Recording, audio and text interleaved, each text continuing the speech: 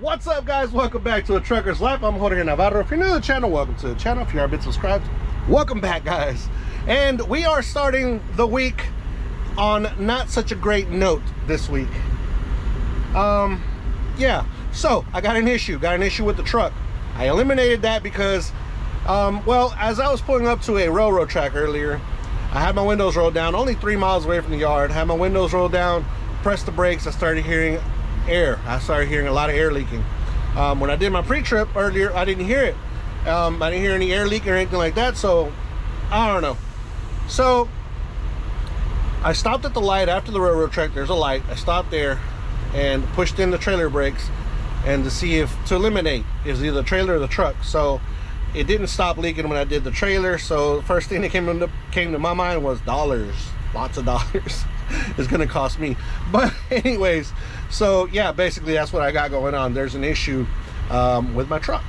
So let's push in the truck brakes real quick and let's come out here and see if you guys can hear what I was hearing, which it was a lot louder, I guess, because the compressor was going, the truck was moving.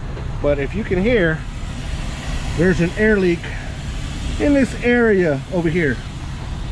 So I have a new camera rig that I bought, something that I bought for the channel, for you guys.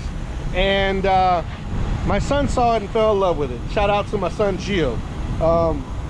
So I'm trying to teach him a little bit about cameras, trying to teach him about drones. I got him his own drone so he can learn how to fly drones. If he crashes that one, not that big a deal. But I'm just teaching him all this different stuff. But this particular thing that I bought is more of a toy than the drones. The drones are more kind of semi-pro, more semi-pro. They're more than a toy, I'll tell you that much, because $500 plus investment on a drone is more than a toy. Some people, everybody thinks they're toys, but some of them are not. Anyways, but this is a toy. I mean, to some adults though, this might not be a toy, but I think it is. So without further ado, this is what we got, guys. We got this cool Ford Bronco, the new Bronco.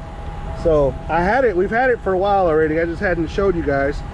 And it's a little scarred up. We had it roll down a mountain on our trip to California. We actually took it with us and we got it up a mountain, burned the motor out. The motor gave out and it started rolling down the hill at a very nice pace. But these things are built pretty good and it survived somewhat. So what I did was I put this little mount right here so we can put you guys on there and use you for what I'm about to use you for right now. And while we were on our way to California, my son decided that we should start putting stickers on it from the states we've been in. So New Mexico, Arizona, California, and of course the great state of Texas. And that's what we got going on, guys. This is our new camera rig. Pretty cool, 4-wheel drive. It's got differentials, so you can go 4 high, 4 low. Pretty dang cool. And of course I bought it to distract myself too and have fun with it. But let me mount you guys on top of it here, so we can use it for what we supposedly bought it for, right? All right, here we go. Here we go, here we go. Let's get underneath here. Let's get underneath here. It's going to be a little loud. You're probably not going to hear me anymore. And that's where our leak's coming from, guys. Check this out. Put my hand here.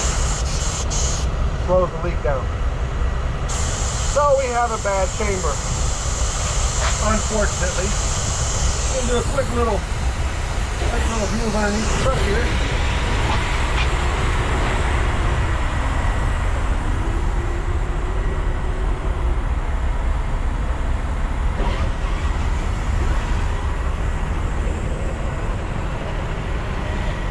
And there we are. There we are, guys. So one of the reasons that I bought this thing was to be able to do that type of stuff and to do a bunch of other stuff like I just said. Just having a good time with it. Wanted to show you guys. And yeah, so we got that issue going on. Now I already called my friends over at Elite. Luckily we're only about 4 miles away from them, and I am at a truck stop, so I'm in a safe place. Unfortunately, this truck right here just got in our way, but a service truck can park right here, and he can take care of our issue. I just don't have the right power tools to be able to fix that. If not, I would just do it myself. It's not a very hard job. It's a very easy job, but when you don't have the right tools, there's no point. Cool thing is, if we look straight through here, there's Fleet Pride, so all the parts are right down the road, so we can go get them over there. That'll make it a little cheaper for us. We have a safe place for our mechanic to work, and hopefully they'll come over in a decent time so we can get this thing going and we can get back on the road. But that's what I got going on right now, guys, unfortunately. Yeah, so hopefully next time I see you guys, we'll be maybe rolling, or we'll be saying goodbye to Elite, and we will have a repair truck. So stay tuned, but for the meanwhile, I'm gonna go get something to eat. All right, guys, well, a little bit of change of plans. Things didn't work out exactly how I would have liked them to work out, but that's just the way the game is sometimes. So Elite was not able to come out to check out my truck because they're pretty busy, which is understandable. They're not a road service company. They are a repair shop, so they didn't have anybody available to come immediately. It'd be hours before they could come out. But what they did come out, or will actually do the repair there. What they did, they came out, they blocked the airline with some vice grips, and I was able to limp it or make it over to the yard. Like I said, I was only like 3 to 4 miles away. It wasn't really that far, so I limped it over here to their shop, and we got everything done. We got it done, just waiting on some paperwork stuff to get it finished. But I'll show you guys what we got done. And there's our new chamber right there. Our brand new chamber.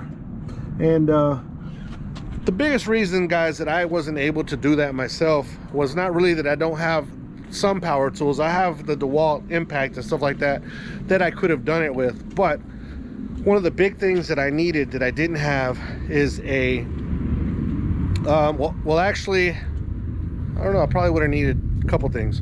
One is something to cut with. So normally whenever these things come out, let me see if I can find the old one here somewhere. I guess they took it somewhere else. All right, they had the old chamber out here. I don't know what they did with it, but anyways, so let me just show you guys what I'm talking about. So these chambers, for those of you that are not truck drivers, we'll look at Jimmy's truck right here. This is y'all know Jimmy, my friend Jimmy. His truck's here with some very, very big issues. I'll tell you guys about it here in a little bit.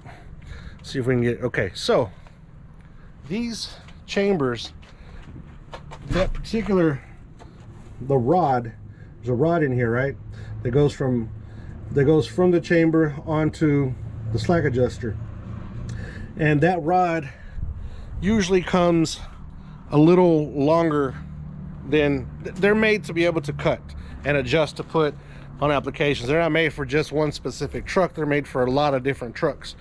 So I didn't have a grinder or anything to be able to cut that rod off, which would interfere, because it has to be a certain distance.